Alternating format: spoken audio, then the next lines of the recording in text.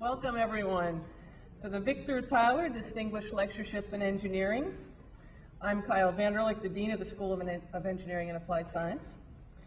This is truly a wonderful moment for Yale Engineering as we today inaugurate this new lectureship made possible with a generous gift from the Honorable Guido Calabresi, the United States Circuit Judge and former Dean of our law school, and his wife, Anne. This lecture series is designed to bring to campus leaders whose contributions and insights not only reflect the broad mission of engineering, but also shed light on some of the most important technological problems of our time. The Calabresis, who inspired to create this lectureship by its namesake, Victor Tyler, a Yale graduate who received a BS in physics in 1953 and a master's in electrical engineering in 1958. For 15 years, Vic served as an electrical engineer with the national defense contractor EG&G. In the mid-60s, he was charged with identifying new business ventures for the company, one of which was the new era of electronic credit authorization systems. When E&G opted out, he left the company to found Concord Computing Corporation. It was Vic's entrepreneurial acumen which provided financial institutions nationwide with ATM processing, debit card processing, access to a national debit network, and deposit risk management. In fact, the company was the United States' largest ATM processor. Vic, his wife Mary, the Calabresis, and members of their families are here today to join us in welcoming our inaugural lecturer, someone who so perfectly embodies the spirit of this lectureship, that being Elon Musk. At age 39, Elon has already helped create some of the most widely recognized and transformative companies on the planet, including PayPal, Tesla Motors, and SpaceX. At Tesla, he is working to transition to a sustainable energy economy with all the electric Tesla Roadster and Model S sedan. And at SpaceX, he is not just preparing to send cargo to the International Space Station, but working to extend life beyond Earth.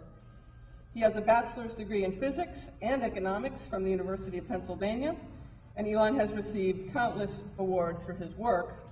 In 2007, he was named R&D's magazine's Inventor of the Year. He received the Aviation Week 2008 Laureate for the most significant advancement worldwide in the space industry, and the American Institute of Aeronautics and Astronautics Award for the greatest contribution to the field of space transportation.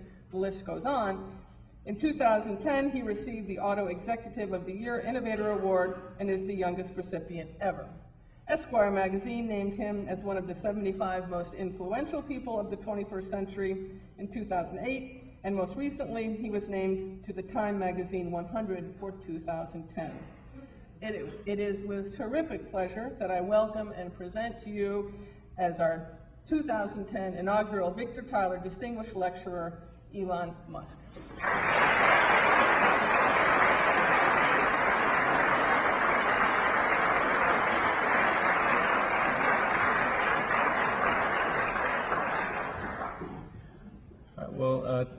Very glad to be here. Thanks for having me. What I was going to talk about today was basically the importance of making life multiplanetary and kind of how I think we could get there. And I think it's one of the most significant things that will ever occur in the history of life itself. And this is really the first time in the 4 billion year history of life on Earth that it's been within the realm of possibility. First of all, I guess one should sort of look at the nature of importance itself. How do you decide that anything is important? And I think that the lens of history is a helpful guide in that the further you zoom out and the greater the span of time that you look at, the things that seem important in the moment fade away, and the things that are truly significant are still there. And if you look at the history of the evolution of life, you can say, well, what are the major elements in that history? And obviously, the advent of single-celled life, multicellular life, differentiation of plants and animals, the transition from the oceans to land, mammals, and consciousness. I think those are probably the big ones. But I think also on that list, would fit life going from one planet to multiple planets. It'd be sort of at least comparable to life going from the oceans to land. And I think, given the immense difficulty of that, I think you actually need consciousness to develop in order to achieve that goal, because I can't sort of see any way that life could actually just evolve in Darwinian fashion to go across hundreds of millions of miles of irradiated space to an environment that's completely different to Earth and still live. So you really need consciousness in order to design a mechanism of making that journey, and then, I don't know if I should, actually, I'll just stand. Talking to a mic and I've got a thing on. Anyway, so it's, I think, an extremely important thing that we try to accomplish this, and it's not really from the perspective of thinking that life on Earth is in imminent danger of ending. I'm actually quite optimistic about life on Earth. I think it's likely to last for a long time. There's some chance of life being eradicated due to some natural calamity or potentially a man-made calamity. But I think most likely it will do well for a long time. Nonetheless, this is the first time that it's been possible to consider making life multiplanetary, and so I think it's wise to take advantage of that opportunity and dedicate some portion of our resources, of our collective resources, to that goal. And one can debate as to what is the magnitude, how much resources should be dedicated to it. But it's, I think not nearly as much as we dedicate to healthcare, but maybe more than we spend on lipstick. Sort of that's kind of a brackets things. And I don't have anything against cosmetics. I think they're great. But it just gives you an approximate sense of things. Maybe it's a quarter of a percentage point of the GDP, or a half a percentage point of the GDP, or something like that. In doing SpaceX, what we're trying to do at SpaceX, my rocket company, is to make some progress in that direction. And it's a very difficult goal, so I think it's going to take lots of companies and a lot of people to actually make this happen. But at SpaceX, we're going to do our best to move the ball forward as much as we can. So the way we started out was by designing a small rocket called the Falcon 1. And if that was an aircraft, it would be comparable to like a Gulfstream 5 or something like that. Basically comparable in size to a corporate jet. And it took us a couple tries to get to orbit. It's quite difficult. Getting to space is actually a lot easier than getting to orbit. So sometimes people think that SpaceX is competing with Virgin Galactic, which is being done by Richard Branson, but this is not the case. Virgin Galactic is just going to the edge of space, which requires a terminal velocity of about Mach 3. But getting to orbit requires a terminal velocity of Mach 25. And the energy scales with the square of the velocity.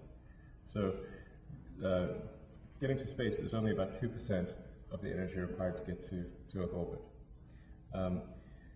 So the first launch that we did with Falcon 1 didn't even get to space. It got about 60 seconds up, and then an engine fire terminated well, it's a complicated story, but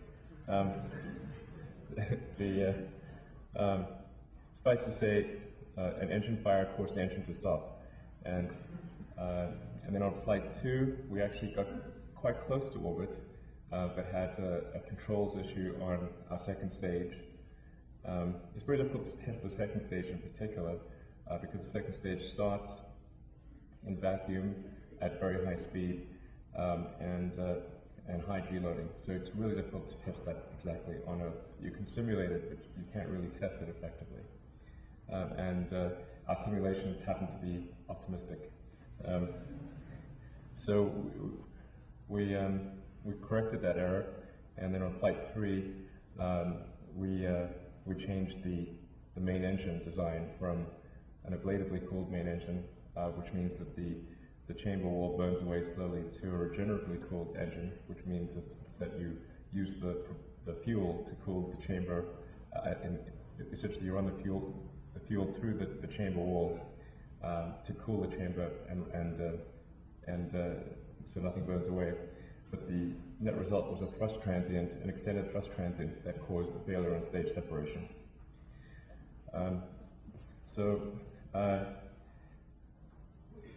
But fortunately, fourth time was the charm, as it turns out.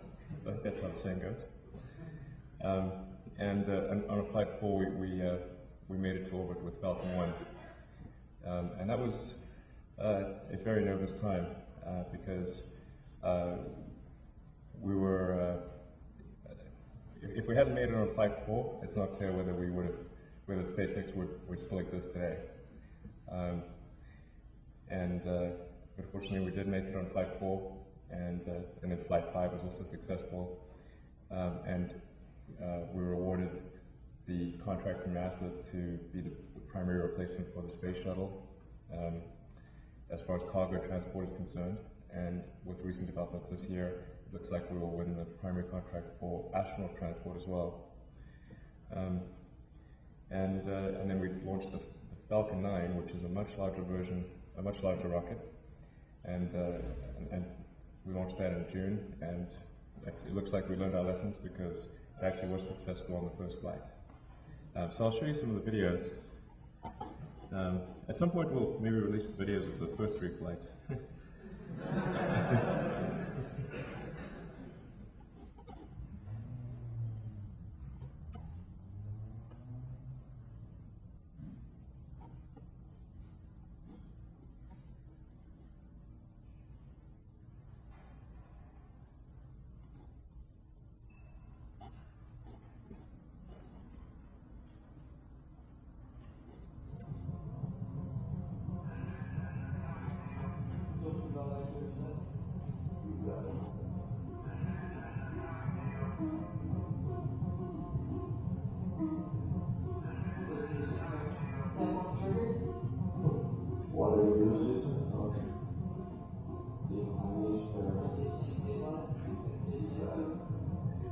This is the music video version of the launch.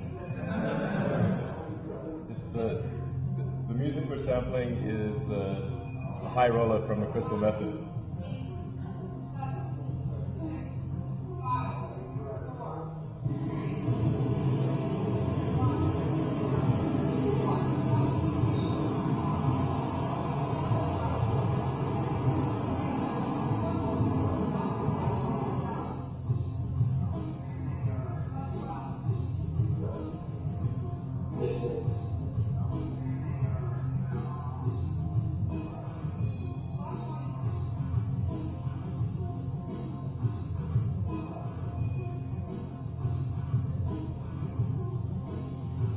In the background there, you can see behind the rocket, that's the little island that we launched from.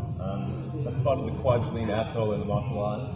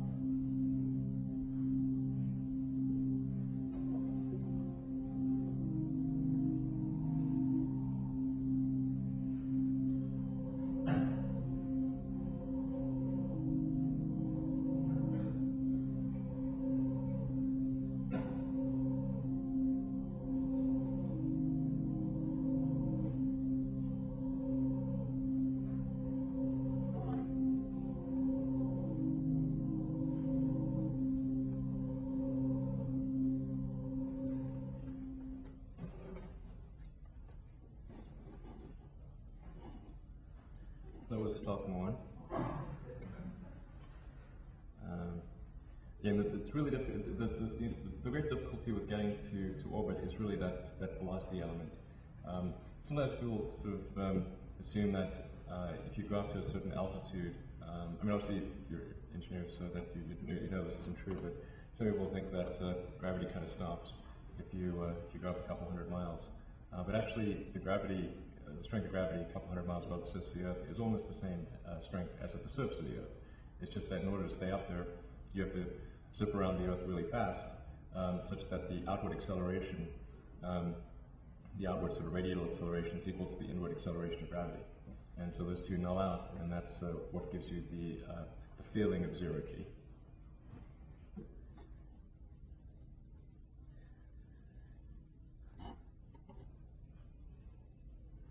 So here I'll show the Falcon 9.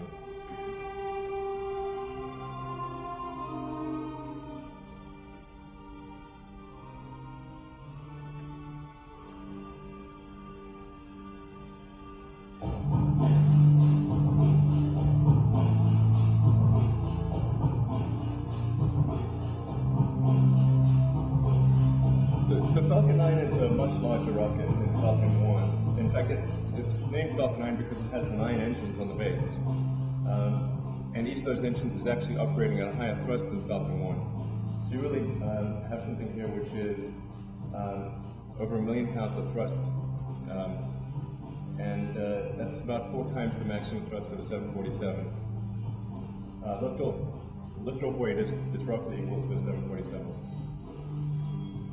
This is the launch that took place in June, and it's got essentially just a structural test article about Dragon spacecraft on the top there. The launch that's coming up hopefully next month will carry an operational version of our Dragon spacecraft. And this is Cape Canaveral, so Falcon 9 launches from a launch pad we have at Cape Canaveral, whereas Falcon 1 launches from the Kwajalein Atoll in Marshall. 9, 8, 7, 6, 5, 4, 3, 2, 1. Lift off. Falcon 9. Falcon 9 is 30 hours.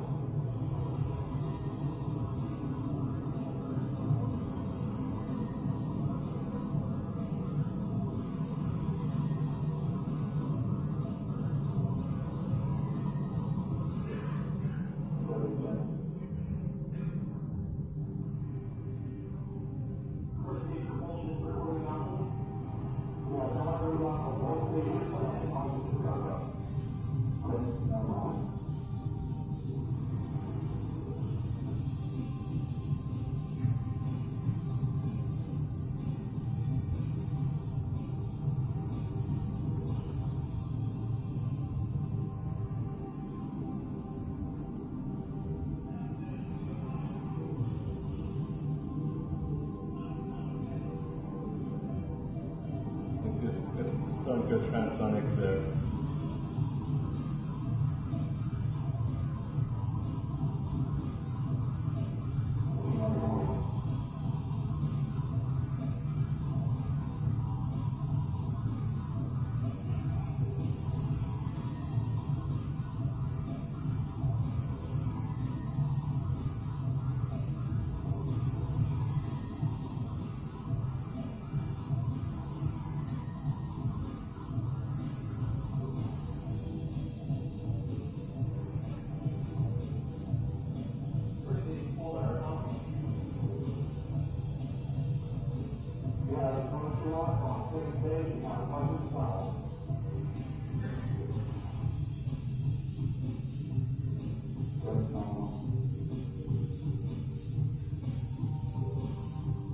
Towards the end of the first stage burn, we'll actually start shutting down engines to limit the deloading.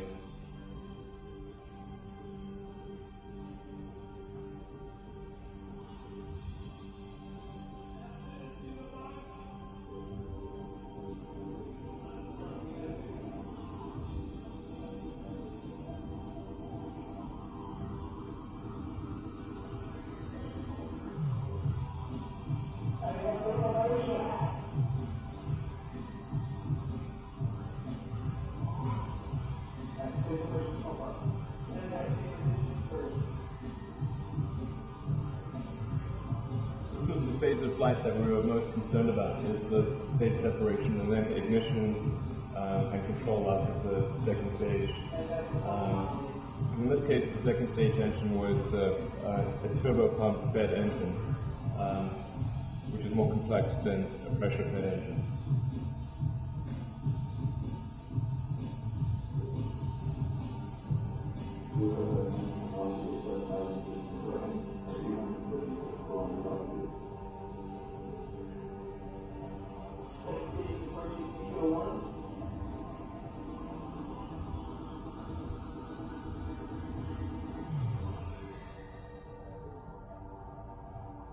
It was also rolling a little more than it should.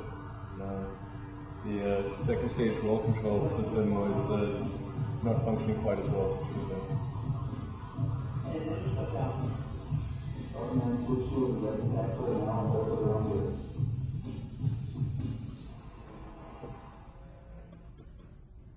That was Falcon 9. Huge relief to see that one get to orbit. Then I got one final video, which is worth seeing.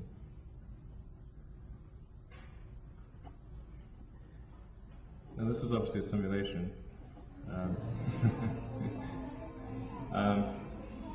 And this is a simulation of the Falcon 9 Willow Dragon spacecraft and going to the space station.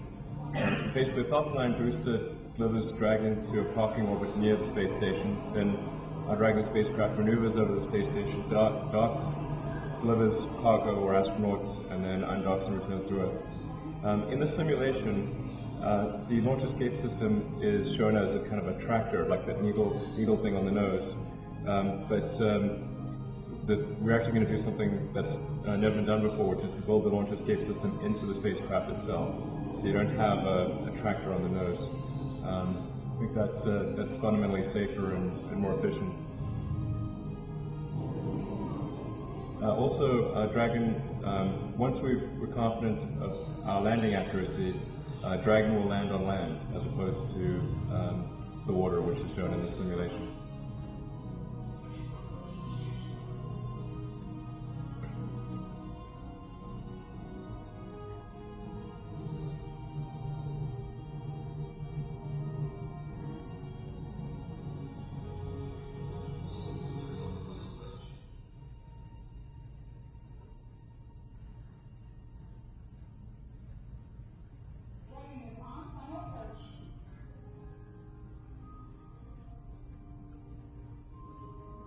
So as I mentioned, next month we'll be launching the first operational version of our Dragon spacecraft. It won't dock to the space station on the first flight. It's going to just maneuver around in orbit and then re-enter, test the primary heat shield, the guidance navigation and control system, all the telemetry, and then obviously the parachute recovery from the water. And then the flight after that, which is due to take place next year, will be the first flight that actually goes to the space station. So if all goes well, we'll be going to the space station and doing pretty much what you see here, except with cargo instead of people, around the middle of next year, which is shortly after the space shuttle retires.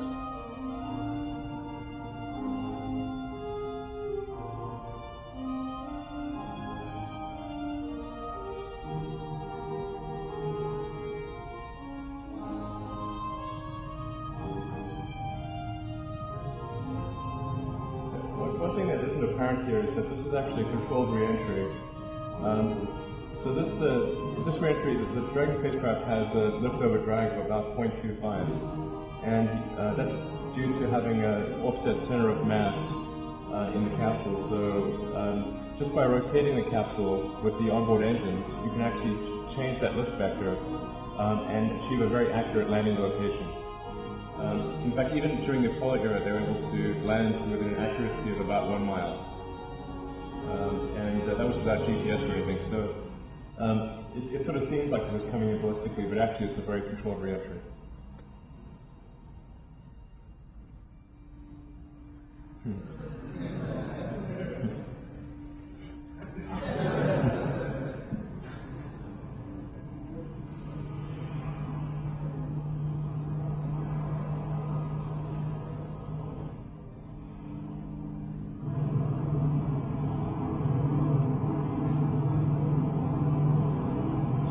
then, as I said, this is kind of a short-term thing. Long-term, we'll land on land. So it'll just basically pop out landing legs and land somewhere probably in the Mojave Desert in California.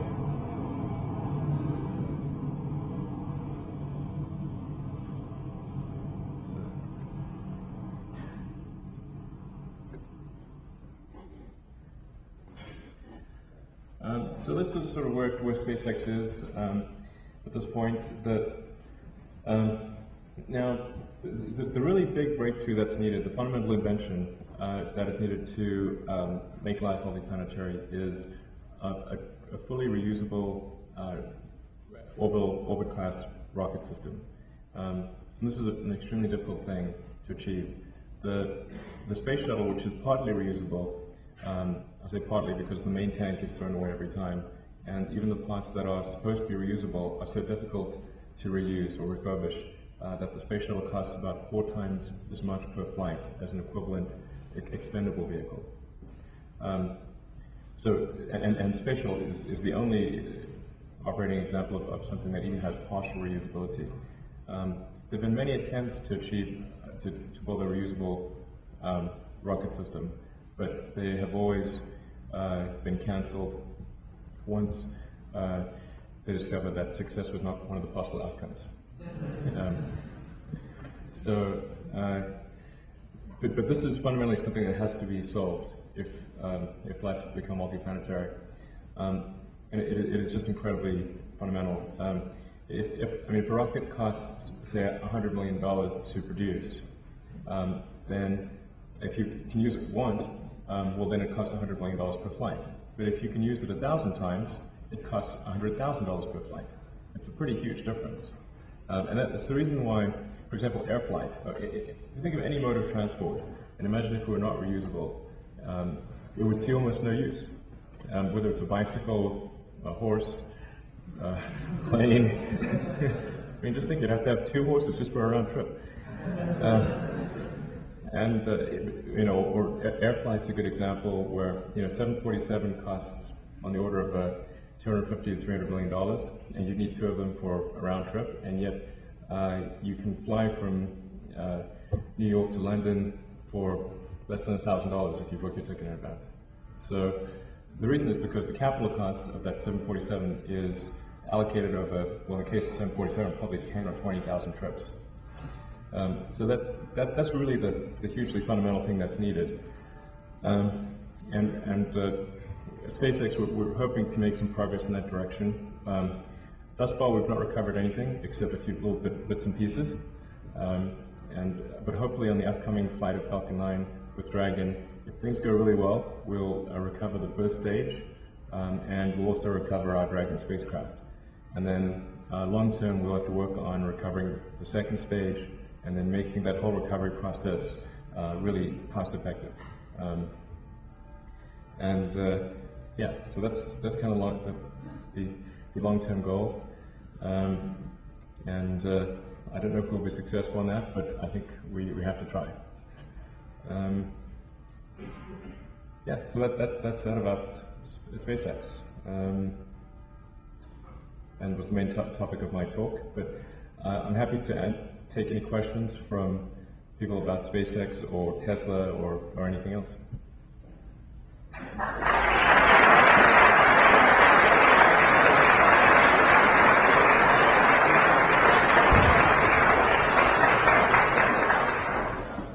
We have plenty of time for questions, but we don't have any mics in the audience, so if you'd like to ask a question, just make sure you boom it out. We'll start in the back, Sandro. 2 questions. One on the space part of the talk and the other on Tesla. On the space part, you just mentioned that the long-term goal is recoverability. Currently, it's not recoverability. How do your rockets compare to see those of France and the Ariane system in terms of performance, cost? Sure. And the second question is on the Tesla part. As you know, people talk all the time about range anxiety. How do you see the future when it comes to electric cars as far as range is concerned? What solution do you see for longer range type of cars? Right. Well, there's always Xanax. Range of So, well, in terms of the cost of Falcon 9 and capability of Falcon 9, Falcon 9 is capable of about roughly 12 tons to orbit, and that's comparable to the rockets made by Lockheed and Boeing domestically, or comparable to one of the two bays in the Ariane 5. Ariane 5 is a bigger rocket, but launches 2 satellites at a time. And we're actually the most cost competitive in the world. We're about a third to a quarter of the cost of Boeing or Lockheed, and maybe half the cost of the Russians or the Chinese. I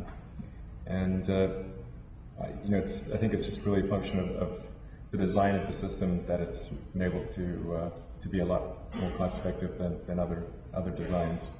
And I'm a big believer in having engineering and production co-located, so that the iteration loop, the optimization between engineering and production can happen quickly. So I think that's often overlooked as a way of achieving cost-effective product. Is whatever the design of the system sets the lowest potential cost. And if you're smart about the design, you can overcome the labor cost advantage of other countries. And then, with respect to the range anxiety thing, the way that we're addressing that with the Model S, the sedan that's coming out in a few years, is we're offering a range of up to 300 miles, an ability to charge the battery very quickly and recharge it in about 45 minutes, and then also a fast pack swap, so the battery pack can be swapped out faster than you can fill a gas tank. And if you've got a range of 300 miles, you really don't need a lot of recharge stations or battery pack swap stations. In fact, you don't need any within your hometown. You maybe need them along the interstates and that kind of thing, every 150 to 200 miles. And it's interesting to note that the need for recharge stations and battery pack swap stations drops with the square of the range, because that defines the area you're able to cover. And so as the range gets bigger and bigger, the need for recharge stations drops quite a bit.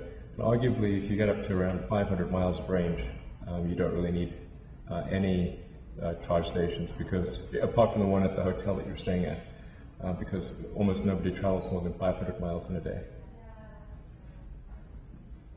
Right in the middle. So as an entrepreneur, you're working on a few moderately sized projects all at the same time, right? So how do you decide where you allocate your time and where does sleep come in? Great question. Well, yeah, it's definitely been a difficult thing to run SpaceX and Tesla simultaneously, and it was not really my intent to run both companies. I had hoped to just run SpaceX and then Tesla would be run by others, but when the economy had issues, and those issues particularly affected the car business. Obviously, General Motors and Chrysler went bankrupt.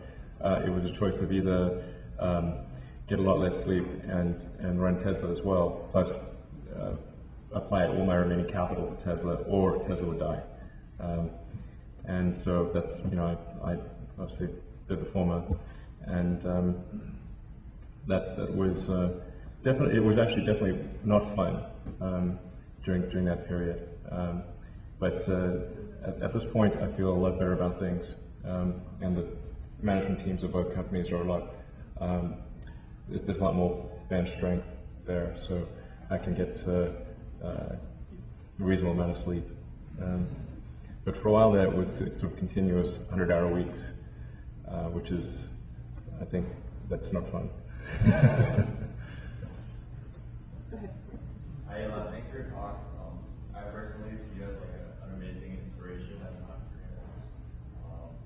And I realize there's a significant difference between being a successful entrepreneur, which you were with XCOM and PayPal, and then tackling an issue as innovative as space travel, which is actually rocket science.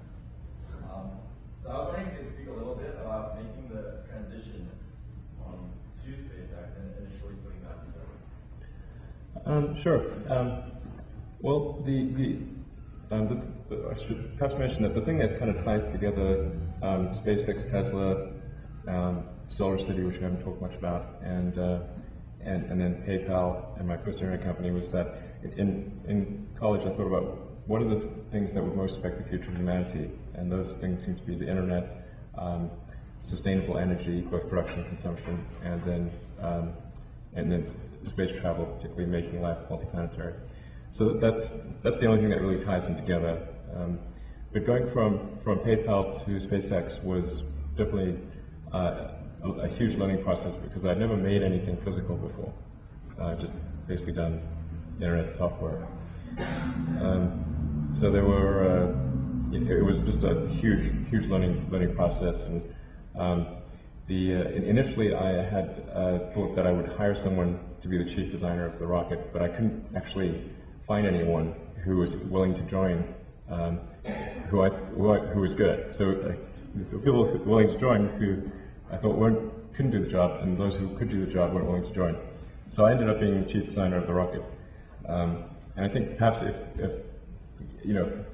I'd been more knowledgeable, we would have gotten to orbit sooner than Flight 4. But it was, that's kind of how it went. So.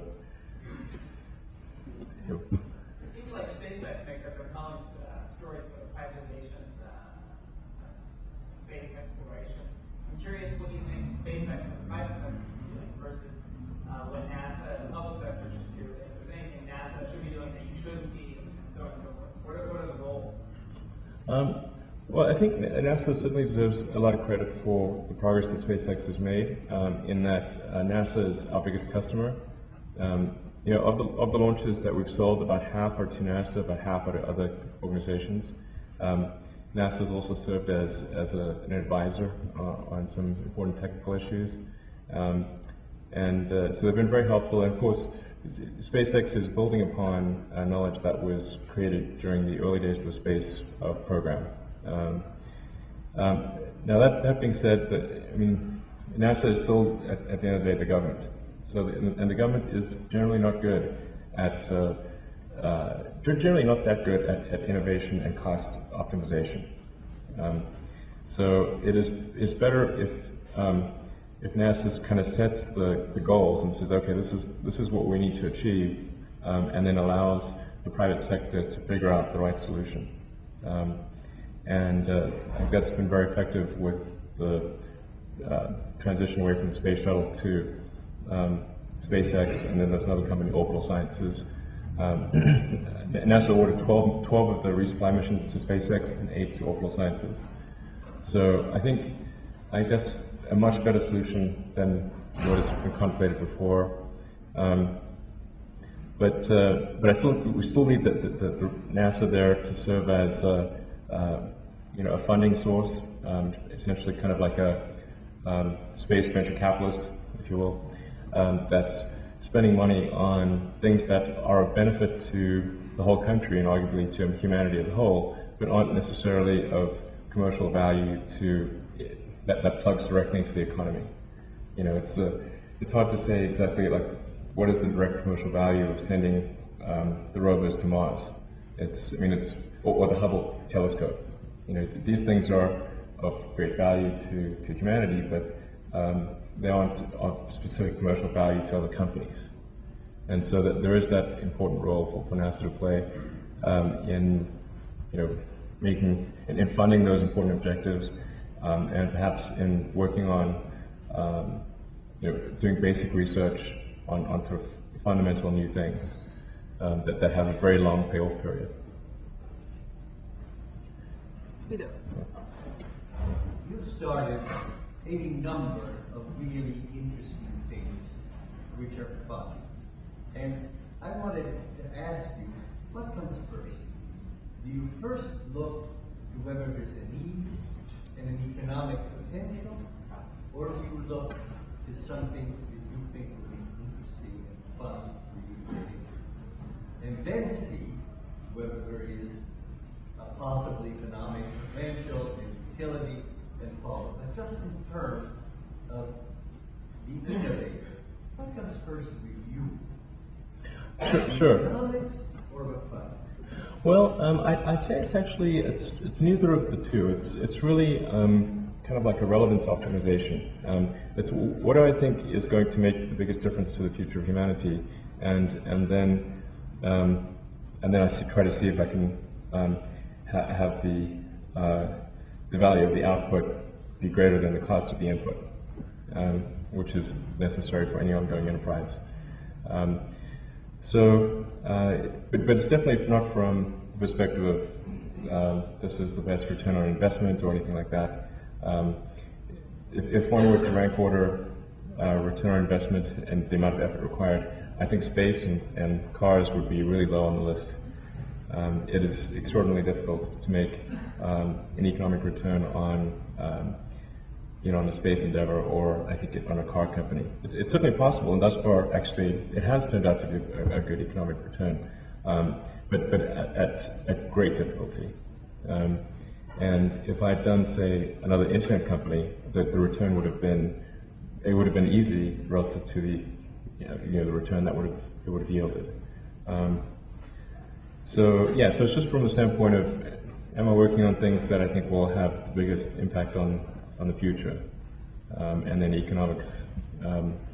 Making the economics work is necessary, just because if you don't make the economics work, then you're not going to have an impact on the future. Right in the front, second row. Follow up on a question. As a venture-backed entrepreneur, I'm kind of curious your thoughts on exits and whether or not, when you think of all the different companies, for example, when did you achieve success, when did you know that exit, and also why, like which of your exits or potential future exits do you see as the biggest issue? Well, I've actually never been all that big on the exit. Both for my first company, Zip2, which basically made internet software that helped the media companies come online, and PayPal. I was the least interested in selling, but the rest of the board was, so I kind of went along with that. But I have no plans to sort of sell Tesla or SolarCity or SpaceX. In fact, I think it's very important, particularly that SpaceX not be sold, because then it would lose the philosophical goals that I have in mind. So do you see the companies will remain private or going public and control? Well, Tesla is public, so in theory, somebody could attempt a hostile takeover of Tesla, although it'd be tricky because I own about a third of the company, so I'd have to be doing something really stupid in order to, for somebody to do a hostile takeover. So from just doing moderately stupid things, I think they wouldn't be able to take it over. And then SpaceX, I think we'll probably take SpaceX public, but even going public, I'll probably still have a majority share of SpaceX. So going public would be, give us access to low-cost capital, but I wouldn't lose control of the company. And I think with Tesla, it's possible at some point in the future, certainly not in the short to medium term, but at some point in the future, it may make sense, or shareholders may wish to sell Tesla. But I would only agree to such a sale if I felt that the fundamental good that Tesla can achieve had largely been achieved. And that fundamental good is the acceleration to sustainable transport. I mean, that's, if one looks back at Tesla and says, well, what's the best outcome I could hope for Tesla? The best outcome I could hope is that the presence of Tesla accelerated the transition to electric cars by 5 to 10 years. And the reason it's important to have that acceleration is that we have a tragedy, the commons problem in the production of CO2, where we're sort of consuming some CO2 capacity of the oceans and atmosphere, but we're not paying for that at the gas pump. And so you have to bridge that issue with innovation, and that's the fundamental goal of Tesla and SolarCity. Yeah. You women have a question. All 10 of you. Other questions? Yellow shirt, right in the middle. Hi. So I'm curious what you would say to students because we know about internet, energy, space. It's a lot easier for one of us to go to a website than it is to say build a wind farm or a rocket ship. But those are still hard problems. How do we try to achieve that? Yeah, I think if somebody's just sort of starting out as kind of an engineer or entrepreneur type of role, then you need to pick something where which requires low capital. And that's why the internet tends to be a good choice. Or alternatively, if you can invent something associated with making it a more efficient form of wind energy or solar power or something like that, then I think you may be able to attract venture capital for that investment. I think certainly space and cars would be kind of the equivalent of like graduate entrepreneurship. Probably not wise to start out in that arena, just because of the capital requirements are pretty high. Take 2 more questions and keep moving them out. Way in the back. Go ahead. Hi. Thanks so much for your talk.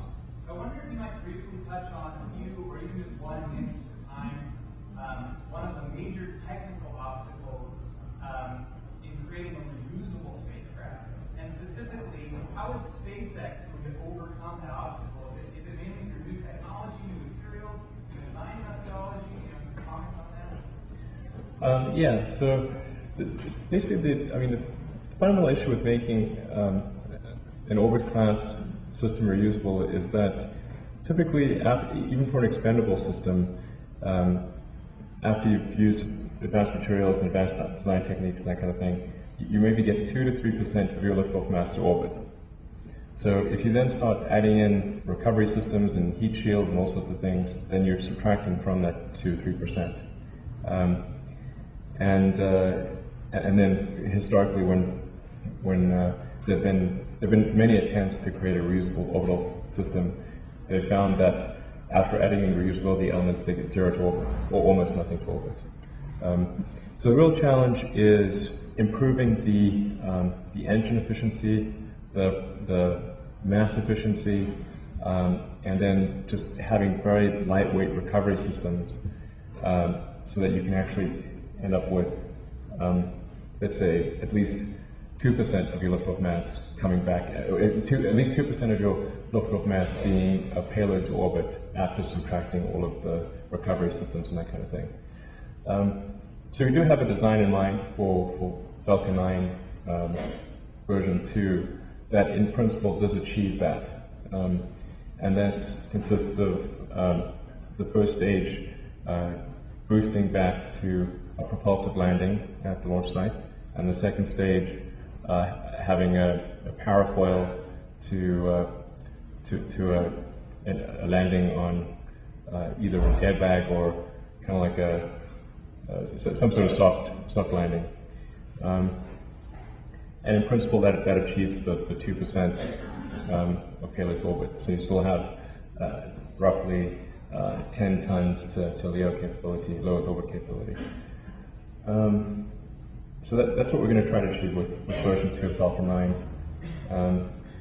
But it's a very tough thing, and like I said, it requires optimization across the whole system. Engines, primary structure, avionics, recovery system, the whole shooting range. There's no one silver bullet. It's an overall system optimization. One last question. Put your hands up. Now, if you're over 21, lower your hand. No, sorry. Yeah, please. It says here that you are the Solar City is the biggest producer of solar systems, energy systems in the country. And I've been hearing a bit about what's going on in China in terms of their commitment to solar energy and the export of solar energy. Right. So I wonder where you think America is going to end up on this. Right. Well, I should clarify with Solar City is the largest provider of solar power, photovoltaic solar power in the United States right now. But it's kind of like analogous to Dell computers. So SolarCity does not make the solar panels itself, but it designs the overall system for a particular rooftop, does the installation, the wiring, installs the inverter, does the permitting, all that sort of stuff. So just like Dell computer doesn't make the hard drive or the CPU or that kind of thing. That actually is the majority of the cost. So if you want to install solar power on your home or business, about 40% of the cost is the panel and 60% is everything else. And so that's why it was important to have a company like SolarCity to optimize all the sort of thorny bits of what's called the balance of system of installing solar power.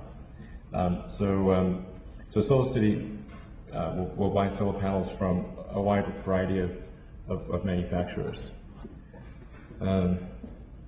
But I should say that the U.S. companies are actually very strong in the panel manufacturer business. First Solar, for example, is a U.S. company. It does a phenomenal job on cost of solar power. SunPower, which is based in Silicon Valley, has the highest energy efficiency panels. So there's a huge amount of innovation taking place, and most of that innovation is driven from the U.S. Let me take this opportunity to thank Elon Musk for an absolutely inspirational and wonderful lecture, so please join me with that.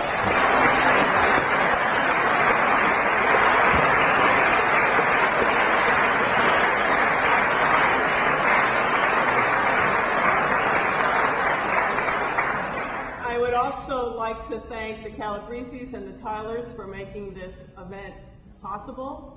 One of the most significant comments to me today was your answer to the question, why do you do what you do? And of course the answer was not because of the economics or because of the fun of it, because of a passion to impact the future of humanity. And I've never heard a better description of the essence of engineering than that, and that is what this lecture series is all about. So I thank you for this opportunity to have this lecture series, and I welcome everyone to a reception in the Becton student area in the Becton Faculty Lounge, right in the back of the building, for a reception with our distinguished speaker. Lastly, I'd like to offer you just a very small token of our gratitude. These are Yale cufflinks. Now, I see you're not the cufflink type. However, on the very first multi-planetary black tie event, we hope you will consider wearing them. All right. Thank you very much. Thank you.